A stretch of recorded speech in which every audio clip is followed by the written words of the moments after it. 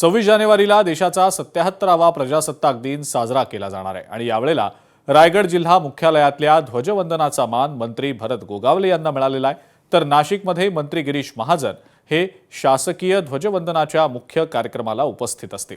महायुतीची सत्ता आल्यानंतर रायगड जिल्ह्यात दरवेळेला ध्वजारोहण आणि ध्वजवंदनाच्या वेळी नेहमी नाराजी नाट्य रंगत असल्याचं आपण पाहिलेलं होतं।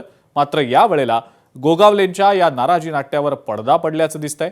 मात्र रायगडमधल्या या नाराजी नाट्याच्या या प्रयोगात वेगळाच राजकीय धक्का दडल्याची चर्चा सध्या जिल्ह्याभरात सुरू आहे।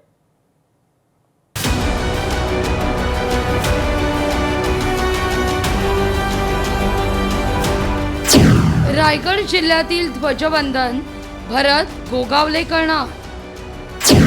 आज ध्वजवंदन, उद्या पालकमंत्रीपद। गोगावले समर्थकांचा आशावाद।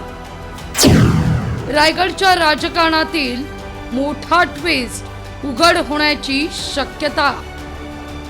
रायगडचं पालकमंत्रीपद स्थगित झाल्यापासून रायगडचं मुख्यालय असलेल्या अलिबागमधील शासकीय ध्वजारोहण आणि ध्वजवंदनावरून शिवसेना राष्ट्रवादीमध्ये रस्सीखेच सुरू होती। गेल्या वर्षी प्रजासत्ताक आणि स्वातंत्र्य दिनी राष्ट्रवादीच्या मंत्री अदिती तटकरे यांना रायगडच्या मुख्यालयाचं ध्वजारोहण आणि ध्वजवंदन करण्याचा मान हा देण्यात आला।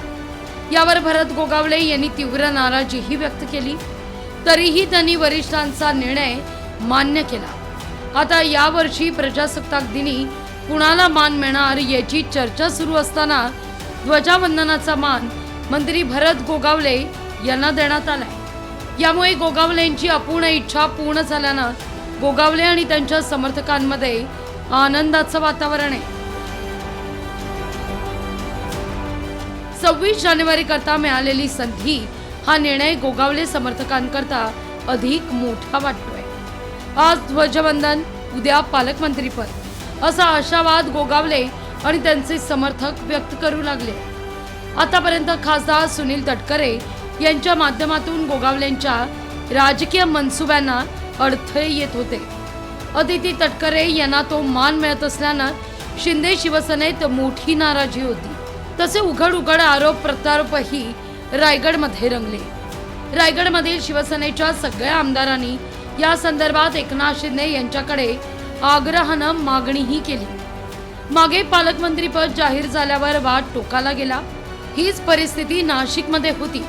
यामुळे रायगड आणि नाशिकमधील पालकमंत्रीपद स्थगित करण्यात आलं होतं। आता पालकमंत्रीपदाचा तिढा सुटलेला नसला तरी ध्वजवंदनाचा मान गोगावलेंना देत वादाच्या मुद्द्यावर मार्ग काढण्याचा प्रयत्न महायुतीच्या नेत्यांनी केलाय। ध्वजवंदन हा केवळ सन्मान नाही, तो सत्तेचा इशारा मानला जातोय। रायगडच्या राजकारणात हा राजकीय ध्वज कुठं रोवला जाणार? फक्त व्यासपीठावर की थेट पालकमंत्र्यांच्या खुर्चीवर? सुनील तटकरेंना शिवसेना आणि भाजपच्या नेत्यांनी घेतलेला निर्णय मान्य होणार का? हे जिल्हा परिषदांच्या निवडणुकांनंतरच स्पष्ट होईल। तोवर रायगडचं राजकीय रण आरोप प्रत्यारोपांनी अधिकच पेटत राहील। ब्युरो रिपोर्ट, लोकशाही मराठी, मुंबई।